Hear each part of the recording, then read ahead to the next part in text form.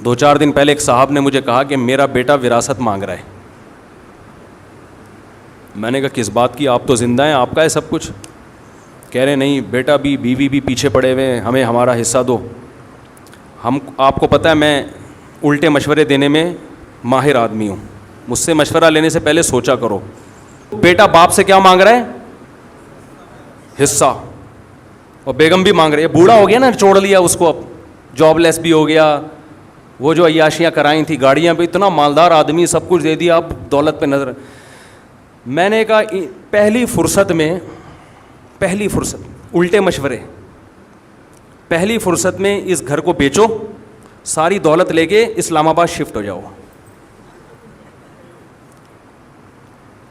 صحیح ہے نا, ساری دولت لے کے. کہہ رہے ہیں یار وہ بیٹا وہ, میں نے کہا ایسے نالائق بیٹے کا کیا کرنا ہے یار, جو بڑھاپے میں باپ کو خوشی دینے کے بجائے, بیٹا تو وہ ہوتا ہے جو کہے ابا یہ بھی آپ کا اور میں جو کماؤں گا وہ بھی آپ کا. ہم نے ایسے نیک اولادیں بھی دیکھی ہیں, جب جاب لگی ہے تو ابا کے ہاتھ میں لا کے تنخواہ پکڑا دی ہے کہ ابا یہ آپ کی وجہ سے, آپ نے پڑھایا, آپ نے ہم پہ خرچ کیا, یہ چھت آپ نے دی, میری ماں کو تحفظ آپ نے دیا, جس کی وجہ سے اس نے عزت سے مجھے پالا ہے. مجھے نہیں چاہیے پیسہ, یہ سب کس کا ہے؟ آپ کا ہے, یہ آپ, ہمارا نہیں ہے. یہ ہمارے شیخ حضرت مفتی رشید احمد صاحب کے والد نے زندگی میں وراثت تقسیم کر دی, اور بہت بڑی وراثت تھی, بہت لینڈ لارڈ تھے, بڑے مالدار تھے. سارے بیٹوں کو پلاٹ دے دیے, جاگیریں دے دی, زندگی میں تقسیم کر دی کہ بھئی میں آرام سے دنیا سے جاؤں گا. 80 سال ان کی عمر تھی, اتفاق سے انہوں نے ایک اور نکاح کر لیا. 80 سال کی عمر میں, بولو بھائی, ایک اور نکاح کر لیا. اللہ کی قدرت, اس سے اولاد پیدا ہو گئی, بیٹا ہو گیا اس سے. تو اب ان کو خیال آیا کہ اس بیچارے کا تو کچھ بچا ہی نہیں ہے, تو سب تو میں بانٹ چکا ہوں.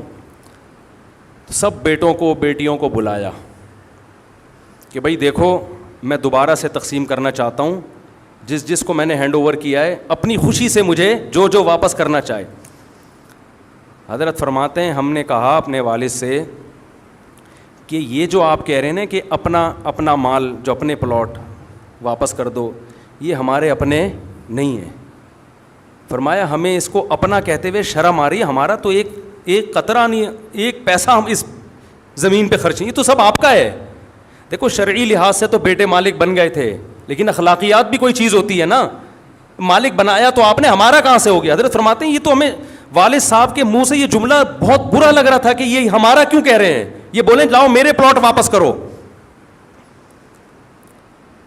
جو غیرت مند اولادیں ہوتی ہیں ان کا ایٹیٹیوڈ یہ ہوتا ہے کہ باپ نے جو چیز دے دی اس کو بھی باپ کا مال سمجھ رہے ہیں, اپنا نہیں سمجھ رہے. جو بے شرم اولادیں ہوتی ہیں وہ باپ سے ان حصہ مانگ رہی ہوتی ہیں. ایک دھیلا تمہارا خرچ نہیں ہوا اس کو خریدنے میں, سارا تمہارے باپ نے دیا, تم کیسے مانگ رہے ہو؟ نبی نے کیا فرمایا, انت و مالک لابیک, فرمایا تو اور تیرا مال تیرے باپ کا ہے. زندگی میں اولاد جو کما رہی ہے وہ باپ کو لا کے دے. باپ پھر وہ کہے کہ نہیں بھائی یہ تم کما رہے ہو تو تم خود رکھو اپنے پاس.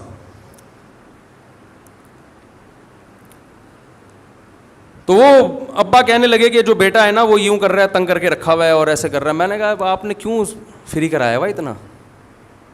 ہم جب NCC کی ٹریننگ ہوتی ہے نا, وہ کالجز میں پہلے ہوتی تھی, تو وہ اس ٹریننگ کے دوران ایک بچہ کہہ رہا ہے دوسرے طالب علم کو, کالج لائف کی بات کر رہا ہوں, کہہ رہا ہے کہ یار یہ ابا جو ہے نا, میرے ابا جب بھی میں باہر سے آتا ہوں پوچھتے ہیں کہاں سے آ رہا ہے, کدھر جا رہا ہے. تو دوسرا جواب میں کہتا ہے یہ اسٹائل دیکھیں کہ تو نے ایسے ابا پالے ہوئے کیوں ہیں, یہ بدتمیزی والا لہجہ.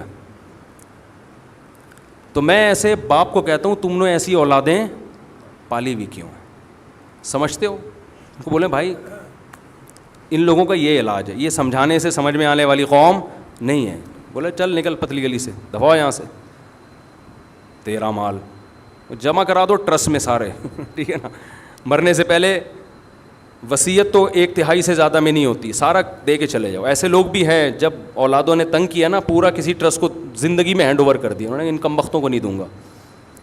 ہمارے محلے میں ایک ڈاکٹر صاحب تھے, ان کا یہی حساب تھا, اولادیں چڑھ گئیں ان کے اوپر, یہ دو یہ دو یہ دو. انہوں نے کیا کیا, سارا کسی زندگی میں ٹرسٹ کو دے دیا, وہ ٹھینگے لے کے گھوم رہے. میں نے کہا بہت اچھا ہوا ان کم بختوں کے ساتھ. کیا ہو گیا؟ ہاں کسی اور کو دینا زندگی میں صحیح ہے, لیکن عام حالات میں صحیح نہیں ہے. نبی صلی اللہ علیہ وسلم نے فرمایا اپنی اولاد کو اس حال میں چھوڑ کے جاؤ کہ لوگوں کے سامنے بھیک مانگیں, یہ اچھا کام نہیں ہے. نارمل تو ایسا ہی ہے, لیکن میں لالچی اولاد کی بات کر رہا ہوں جو باپ کو ٹارچر کر رہے ہیں, بجائے اس کے کہ بڑھاپے میں باپ کو کھلائیں لا کے, الٹا اس سے مانگ رہے ہیں. نچوڑ لیتے ہیں نا جوانی میں, تو سب نچوڑ کے آخر میں بیچارہ وہ ٹیشو پیپر کی طرح ایسے باپ بھی ہم نے دیکھے پڑے ہوئے کمرے میں روتے رہتے ہیں, کہہ رہے ہیں اس گھر میں کوئی مجھ سے عزت سے بات نہیں کرتا.